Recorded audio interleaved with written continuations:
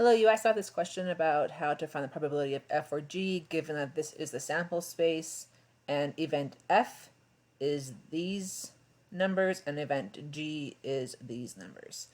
So we have this formula, which is the general addition rule.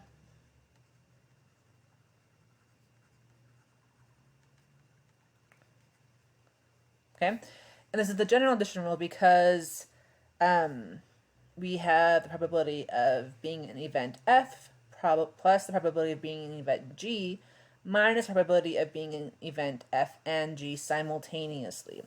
And as a general rule, this happens when your two events are not disjoint. Okay, so what this means, looking at it as a Venn diagram, is we have the sample space. There's 7, 8, 9, 10, 11, 12, 13, 14, 15, 16, 17, 18.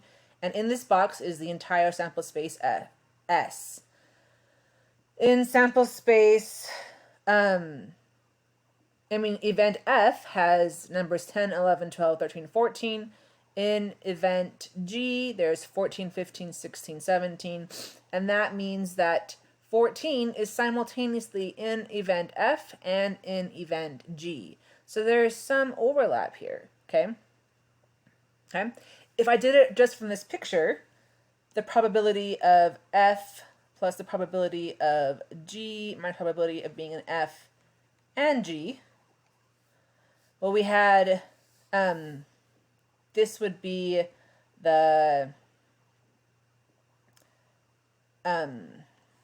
number of ways to be an F over the number of ways to be an S plus the number of ways in G over the number of ways in S minus the number of ways in F and G over the number of ways in S. Okay? So the probability of being an F, there's 1, 2, 3, 4, 5 ways to have that happen. Number of ways to be an S is 1, 2, 3, 4, 5, 6, 7, 8, 9, 10, 11, 12 over 12.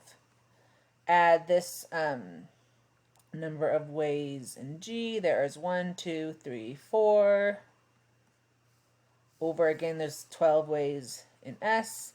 And then how many of these numbers are simultaneously in F and in G? It's only one number. Okay? You go through and you get this. You have 9, 8 twelfths, which is 3/4,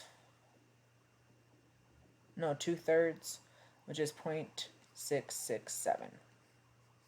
Okay, you can see that by this number. If we're saying, okay, what's the probability that we are in either this F circle or this G circle? We have 1, 2, 3, 4, 5, 6, 7, 8 out of the 12 numbers in this box. So we have 8 out of 12. So we do that by the sample space.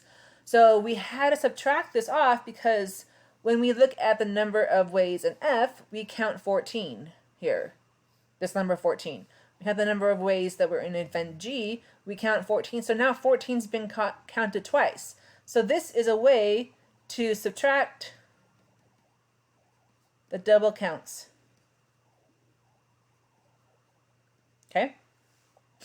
So similarly, when we look at it without the Venn diagram, we have just the scenario. We do it the exact same way. Okay?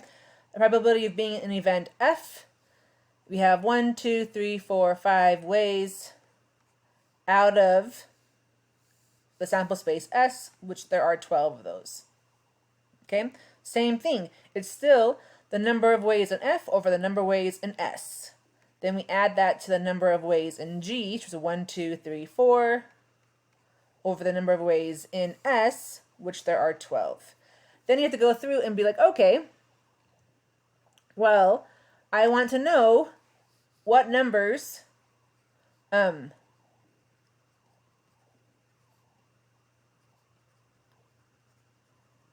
that are simultaneously